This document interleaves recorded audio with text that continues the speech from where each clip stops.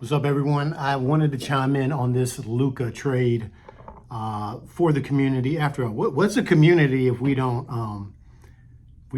argue in a healthy way and discuss who is the GOAT? Tips, things that help each other, but even these types of news that kind of shock everyone. And Luka and SGA are probably my two favorite players right now to watch. So I wanted to, just chime in. I want to hear in the comments what you guys think about it. Coach JV brought this up this morning, and I actually just commented on that. But I was like, man, let me make a video on this. So the first thing I'm thinking about, I've never played in NBA. I've never been on that level or where business is at with that much money on the line. But I will tell you that something I know that goes into any sport, and especially high-level sports, is pride. Whoever, if I had to read into this, whoever was a powerful decision maker, I don't know if this was the ownership, I don't know if this was an executive, could have even been in the coaching. I don't think coaching has as much power, certainly not more value than a generational player like Luka. But if he rubbed somebody wrong and he offended somebody or he just upset them, man, I'm telling you, pride will make you do something irrational like trade away Luka. And I think Luka might have possibly rubbed somebody the wrong way that had the power to make that call.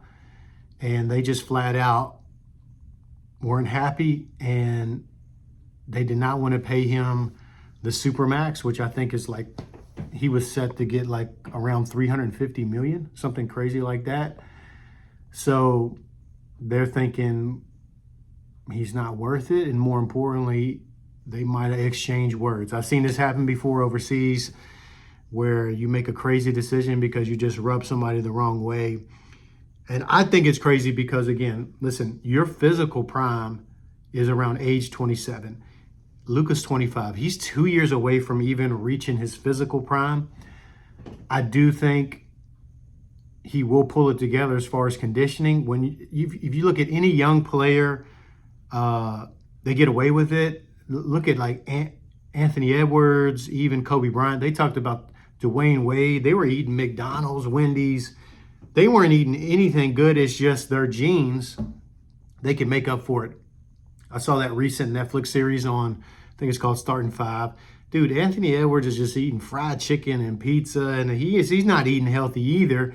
He's just a freak athletically. Luka can't get away with it, though. He don't have the same genes and DNA, so he picks up weight a little different. So I just don't think that's a viable excuse. I think he will pull it together. LeBron is rare. Freaky athletic genes and super disciplined with his diet and training. So I just don't think it's a justifiable. Luka, for 5 straight years, made first team All-NBA. He's one of the top 5 players for 5 straight years, always in the MVP discussion, hasn't hit his physical prime. No one on the planet can do what he does and affect the game other than LeBron, who's on his way out. And now you team him up with the guy. I mean, dude, I think it's crazy. I think the Mavs will highly regret this. Because if you're talking about staying healthy and injuries, dude, AD's at the bottom of that list. You know what I mean? Like, AD is always hurt. You know, his big body and the way he bangs and just injury prone, he's not going to stay more healthy than AD. And he's 6, 7 years older. So anyway, that's my thoughts. Love to hear y'all's thoughts.